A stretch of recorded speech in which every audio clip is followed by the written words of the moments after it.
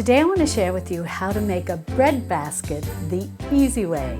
And it's going to be the show-stopping centerpiece for your holiday table or any dinner table for that matter.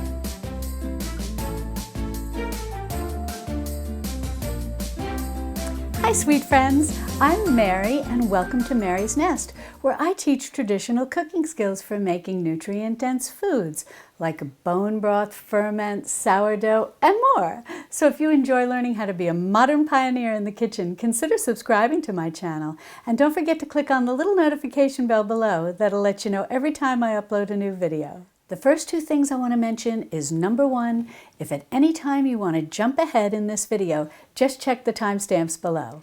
And also in the description below, I'll have a link to the printable recipe over on my website, Mary's Nest, same name as my YouTube channel. Well, this recipe couldn't be easier. All you need is some flour. It can be all-purpose flour or bread flour, whatever you have on hand. A little yeast, either active dry or instant, either one will work. A little sugar, a little salt, a little butter, and then we're going to make a bread basket with those ingredients. For equipment, you're going to need 2 bowls, and I've got 2 stainless steel bowls here. Whatever bowls you use, you want to make sure that they are oven-proof.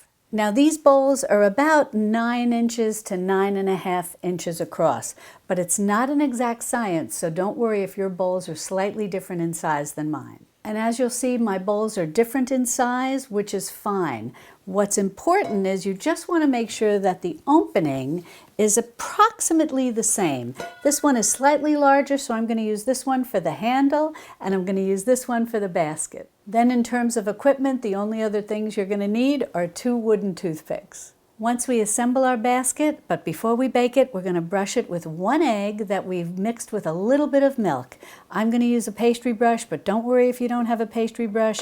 You can use the back of a spoon or even your hands. Now this dough can be easily mixed with a wooden spoon and then kneaded for about 8 to 10 minutes if you're doing it by hand, or a little shorter if you're doing it in a stand mixer. I've been working so much with my hands lately, they're a little stiff, so I am going to use a stand mixer, but this definitely can be made by hand. If you're using a stand mixer like me, you're going to want to use your dough hook. Now this recipe calls for 2 packages of yeast, and as I said, active dry or instant will work.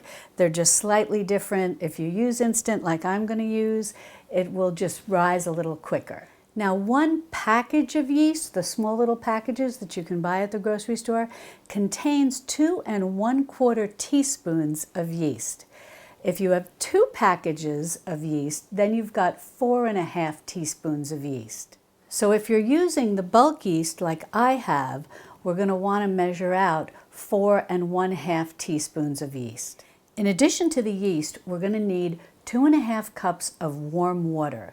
If you're using active dry yeast, you want your warm water to be approximately 110 degrees Fahrenheit. But don't worry if you don't have a thermometer. Just take a clean finger, stick it into your water. If it feels like nice, cozy, warm bath water, it's perfect. If you're using instant yeast like me, it's a little more forgiving in terms of the temperature. It can tolerate as high as 130 degrees Fahrenheit. So if you take a clean finger and put it into your water and it feels just slightly warmer than bath water, it's fine. But I don't want you to stress about this. If your water feels warm, it's going to be perfect. Now I've gone ahead and added the 4.5 teaspoons of yeast to my mixer, and now I'm also going to add in 1 tablespoon of sugar, and this is just your plain white cane sugar. It is organic, so it's a little darker in color if you're noticing that on the camera, but any sugar you have will be fine. And here I've got my 2.5 cups of warm water, and I'm going to go ahead and add that into my mixing bowl. Now I'm just going to give this a little spin around just to mix everything up, and then we'll proceed with our next steps. Now what we're going to do is go ahead and add 3 cups of flour to our yeast and water mixture. And also to that mixture, we're going to add 2 tablespoons of softened butter. We're going to need a little extra softened butter, which I'm going to reserve over here to grease our bowls. And then on top of the flour and the butter, we're going to go ahead and add 1 tablespoon of salt. And I've just got a plain fine ground sea salt here, but use whatever salt you have on hand as long as it's a fine ground. Now we're just going to mix all of this together until it looks very well incorporated. Maybe about a minute or so. If you're using a stand mixer like this, and maybe about a minute or a minute and a half, depending how strong you are and how fast you can work if you're just doing this in a bowl with a wooden spoon. So we'll go ahead and we'll mix that up, and then we'll move on to the next step. And I just wanted to say, in terms of a stand mixer, I just started this on a very low speed and then worked up to a little bit of a more medium speed. Alrighty, now that we have the basics all mixed together, all we need to do from here is add 1 cup of flour, additional flour, 1 cup of additional flour at a time, until we get to the point where we have a relatively good stiff dough, and then we're going to knead it. So I'm going to start with my next cup of flour, which will make this a total so far of 4 cups of flour that are in our mixing bowl.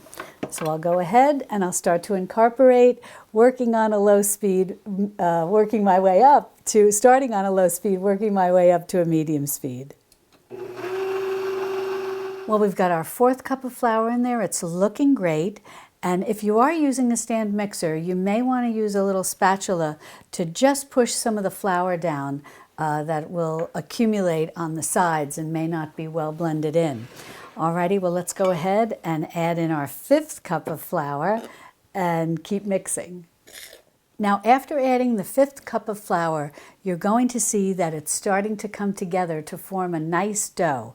But what we want is a stiff dough that holds together and pulls away from the sides of the bowl, whether we're doing it in a stand mixer or by hand. So what I'm going to do is start adding a 6th and maybe a 7th cup of flour, and when I get to the right texture, I'll show you what it looks like. Well, after the 6th cup of flour, I added additional flour about 1/4 cup at a time until I was happy with the consistency. It's a little sticky, but you can see that it is a firm dough. It is holding together nicely, and it did clear away, in essence, from the sides of the bowl. It sort of cleaned the bowl up a bit. But as you see, as we start kneading this, it's going to come together beautifully, and it's not going to be sticky at all. So I eventually wound up using approximately 6 3/4 cups of all-purpose flour. It is a very sunny day here, and it's very dry. So just keep an eye on it as you keep mixing in after that 6th cup, and just try to obtain a texture that's something like what I'm showing you. Now I'm going to go ahead and knead this in my stand mixer, maybe about 3 or 4 minutes. And then if you're kneading by hand, you may want to just put a little flour on your board, maybe knead it for about 8 minutes or so. It's really just a matter of pulling it together so that it's nice and firm and no longer sticky.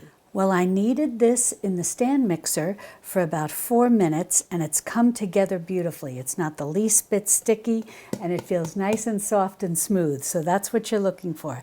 Now what we need to do is take a little bit of our additional butter here, and we're going to grease a bowl really well. Now all you want to do is take your dough and put it down into your greased bowl and just spin it around a little, just so that all of the dough is covered, or coated, I should say, with some of the butter. Now once you swirl your dough around in your buttered bowl, the next thing you want to do is take a damp dish towel. It could be a flour sack towel, or I've got a dish towel here. I just saturated this with water and wrung it out until it's just damp. I find this works the best. Yes, you could use plastic wrap, or if you have a lid that covers your bowl, or even just if you have another bowl the same size and just put it on like that. The bottom line is you just want to keep this from developing a crust. Now I'm just going to put this in a warm, cozy place in my kitchen, and we're going to let this rise for an hour. Now I'm just going to put it on my counter because we have a beautiful day today. If it's a little chilly where you are, you could put it on top of your refrigerator. Sometimes I don't like to really use the microwave all that much, so sometimes I just use it as a place to keep things a little warm and cozy, turned off of course, a little warm and cozy and out of a draft. Your oven is also turned off, is a good place as well. and we're just going to let this rise for 1 hour. It's going to appear to have about doubled in size. I don't want you to get all worried. No need to, with any of this recipe, this is why it's easy. You don't need to worry about the window pane test, whether you've kneaded it appropriately or not. If it's basically of the consistency I showed you, it's perfect. And you don't need to worry about the poke test to determine if it's risen enough, if it's doubled in bulk and all of this. 1 hour will do the trick. A little under-rising or over-rising really doesn't make any difference in the end, especially when you're doing something like a bread basket. So just about an hour, and then we'll come back and we'll make the baskets. Now, while the dough is rising, I want to take a minute to share something interesting with you. But if you want to jump ahead to where I'm assembling the baskets, just check the timestamps in the description underneath this video. Now, I want to tell you something interesting about this recipe, but I also want to give a shout out to my very sweet friend in Australia, Rachel, who sent me this glorious apron that is so filled with beautiful pictures of all the things that all of us around the world associate with Australia. So thank you very much, Rachel. You're a real doll. Well, as I've often shared with you, my husband Ted and I really enjoy shopping at used bookstores. I have a number of videos where I've showed you the different cookbooks that I've found at a store called Half Price Books, which I know many of you love as well. And we also find books at a local little used store called Recycled Reads. Recycled Reads is run by the Austin Public Library. And when they have books that they're discarding because they're no longer renting them out, they put them in this little store called Recycled Reads, and then they sell them. And they're sold for a very reasonable amount, $1 or $2. And not only do they have the books that have been discarded from their library system, people will also donate books, so you can find a nice mix of books there. Well, one day when we were shopping at Recycled Reads, I found this charming book called A Yankee Christmas. Now, as I have shared with you in previous videos, I am originally from the East Coast. Even though I live now in Texas, which I absolutely love, I am a, what would you say, transplanted Yankee. And when I saw this cookbook, and it says, A Yankee Christmas, featuring Vermont celebrations, feast, treats, crafts, and traditions of wintertime New England by Sally Ryder Brady. And it was published by Yankee Books. And those of you, and I guess no matter where you live in the country, you may be familiar with Yankee Magazine, which is very charming. It has all these, just cozy little towns that they highlight and various recipes and so on and so forth. So when I saw this, I said, I can't leave Recycled Reads without bringing this book home with me. And I think when it comes to cozy Christmas type celebrations, Vermont is one of those states here in the United States that people, I think, really think of as being very cozy. You have mountains and snow and fireplaces and country stores, and it's just, I think, a very charming state. Well, this book, if you find it, this is actually volume 2, and there's also a volume 1, which I was very blessed to find as well. But if you find this in your travels at used bookstores, it's definitely worth picking up if you enjoy making different types of Christmas crafts as well as recipes. She's got a lot of recipes for what look like very delicious holiday foods. But when I came across this bread basket, it just struck me as something that was so much fun to make. And it's very easy because you're not doing a complicated braid. So this is also a wonderful activity to do with children. It's actually a very easy way to make a bread basket, which we'll get to in a minute. But I remember seeing things like this when I was younger and living back east. People would often make these at holiday time.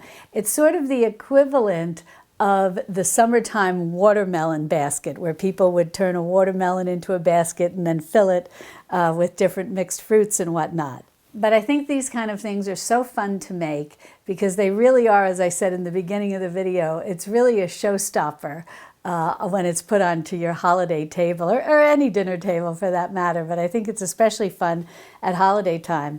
And you can fill it with rolls.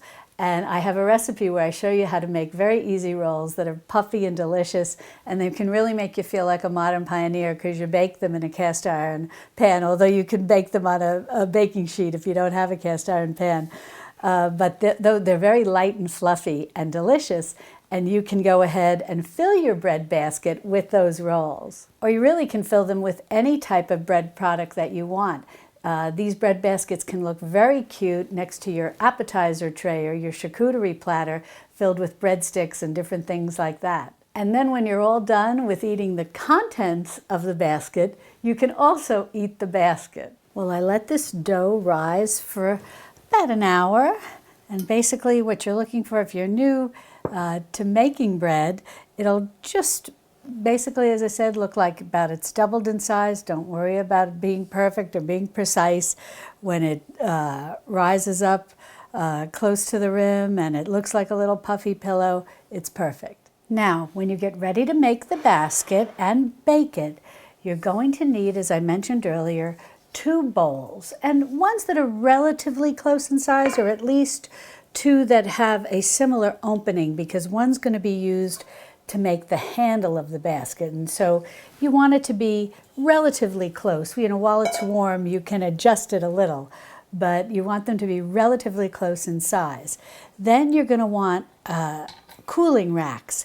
I'm going to use 2, but if you have one large one like this that can fit both your bowls, that'll work also. This doesn't quite fit both of my bowls, so I'm going to use individual ones. Now, a tape measure comes in handy because you want to take the bowl in which you're making your handle and you want to measure across the bottom of the bowl. Now, if you have, I'm using a little metal tape measure. If you have one of those cloth or plastic ones, that works really well. Now, this is 12.5. So when I get ready to make my handle, probably make it, about 14 inches or so, to give myself a little wiggle room.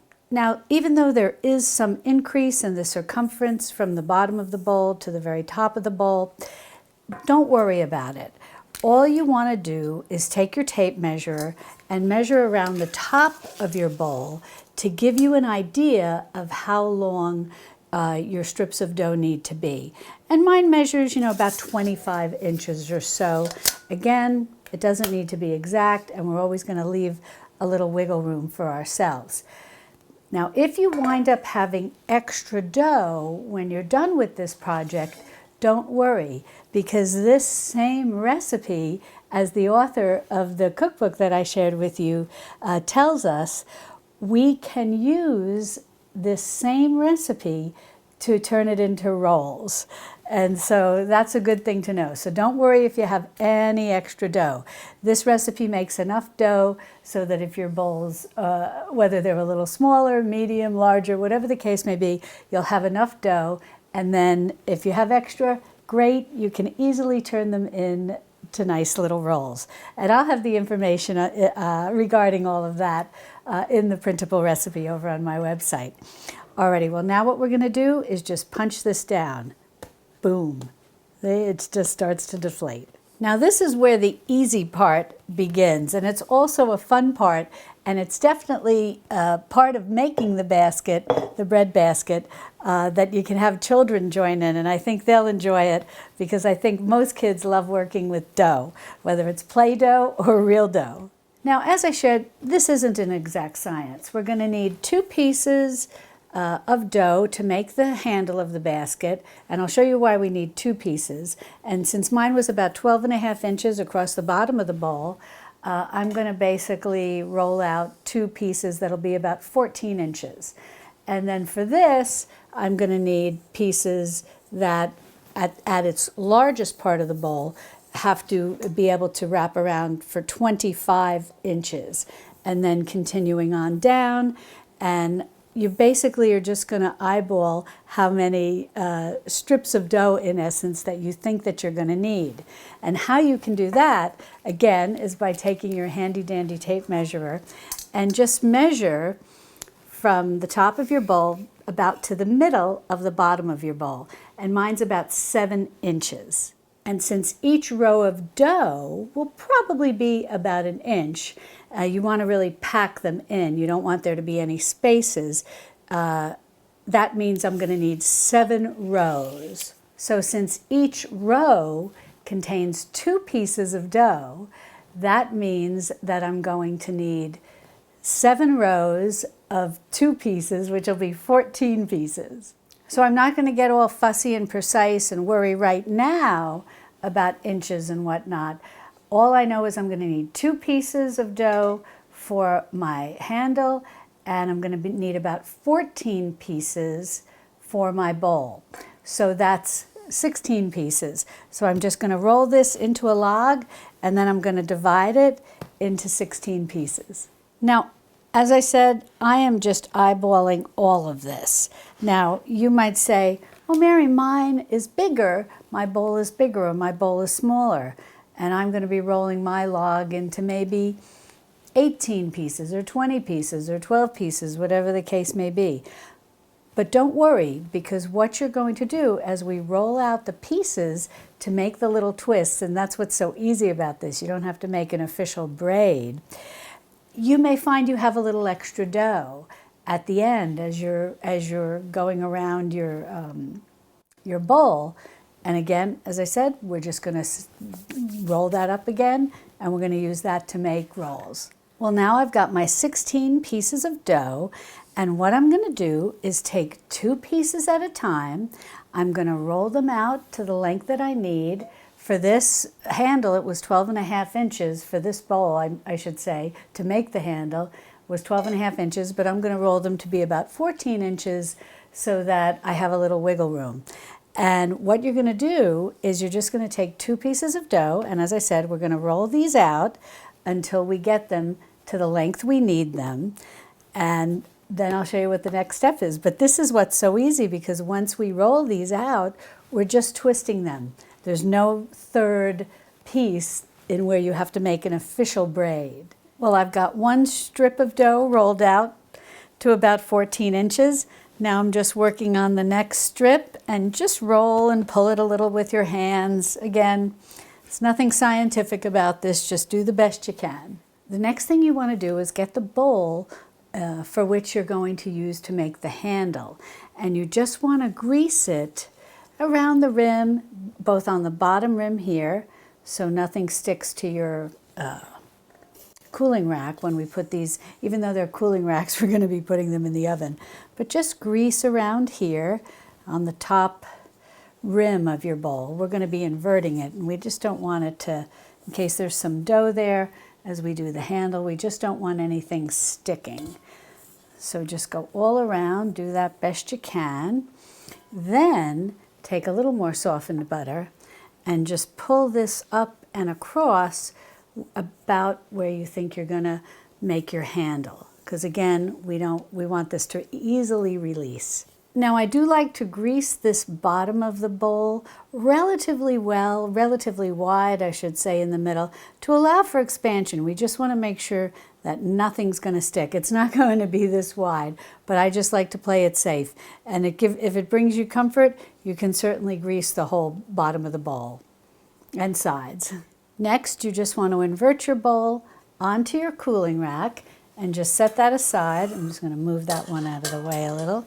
Then you're going to take your 2 pieces of dough that have been rolled out long enough to fit across the bottom of your bowl. You're going to pinch the ends together, nothing fancy, and then all you're going to do is just start twisting these. That's it. That's why this is so fun to do with kids, especially those who haven't learned how to braid hair yet, because all they're doing is twisting 2 pieces of dough together, just like something they would do, as I said, with Play-Doh. And then just twist the dough together to make a little bit of a mock braid, and then you're going to place that, and then when you get to the end, just squeeze this end together, and then basically all you're going to do is just place this over your bowl, and then just press it down, press the ends down into the rim of the bowl that we're placing this over. So 1, 2, 3, easy peasy as they say. Not difficult at all. So now we can just go ahead and set our handle aside, and now we'll get ready to make the basket. For this, we're going to want to grease the entire bowl, and again, we'll start with the rim, just so that when we set this down on our cooling rack that's going to go into the oven, just in case there's any dough or something, nothing will stick. Then we'll take some more butter and we'll grease the outside of our bowl, and we'll grease it really well. So just invert it once you've greased it onto your cooling rack, and then we're going to do the same process.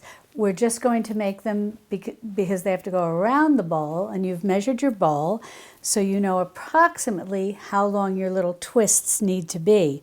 So all I'm going to do is go ahead now and roll out 2 twists or 2 pieces of dough, and we'll twist them together, and then we'll go around the bowl, and I'll show you how we're going to do that. Now that we've got our longer braid, we're going to start at the bottom of our bowl and just tuck it in as securely as you can, and then you're just going to work your way around just like this. Then, as I said, you're just going to push one end down into the pan, or down into the bowl, the rim of the bowl, and then just work your braid all the way around to the other side of the bowl. If it's easier for you to work with shorter pieces, you can do that too. And every time you come to a point where you run out of dough, just pinch them together and keep going. Well, I'm going to finish rolling out my pieces of dough, make my twists, and continue circling them around, and then we'll get ready to bake it. Well, look at this glorious bowl. I think that it looks terrific. And when you get to the bottom of the basket and the bottom of your bowl, you want to take your last piece, and all you're going to do is just basically circle it into a little coil, plop it down right on top, or you can circle it in the coil actually on the bowl or separately, whatever easiest for you. You're going to take the 2 pieces, twist them together, and then you're just going to make a little, you just sort of go around in a circle with them until they fill up the bottom of the bowl, and then just kind of squeeze everything together just to make sure everything's touching and you don't see any open air spaces. Now what we're going to do is take our damp dishcloth or flour sack towel, plastic wrap, whatever you have. Again, we don't want anything to get a crust, form a crust, and we're just going to drape these right over, and we're just going to let those rest for about 30 minutes. Now, while these are resting for 30 minutes, go ahead and preheat your oven to 400 degrees Fahrenheit. Well, these have been resting for 30 minutes. They just look glorious. Now we're going to take our egg and milk wash. All you need is 1 egg and add about a tablespoon of milk, and then go ahead and just very gently, if you've got a pastry brush, great. If not, don't worry about it. You can even do this with a gentle touch of your fingers, or sometimes I'll use the back of a spoon, a teaspoon. Anything like that will work great. This particular wash, when you mix a whole egg and thin it with a little milk, is going to create a lovely golden color to the basket. Well, I've got these beautifully coated with the egg wash, and now I'm going to go ahead and put them on the middle rack in my oven that's been preheated to 400 degrees Fahrenheit. Well, I just got these out of the oven, and if any time that you're watching these as they're baking, if it starts to get a little dark on top, you can easily just put a little piece of foil there to keep it from browning too much. I have a very small oven, and everything is kind of very close to the top and very close to the bottom, so I always have to be a little careful with that. But in any event, we're just going to give this a few minutes to cool, and then we're going to unmold it. Once you remove the bowl from your bread basket, you're going to take your toothpicks and you're just going to insert them into the bottom here of the handle. Easy, 1, 2, 3.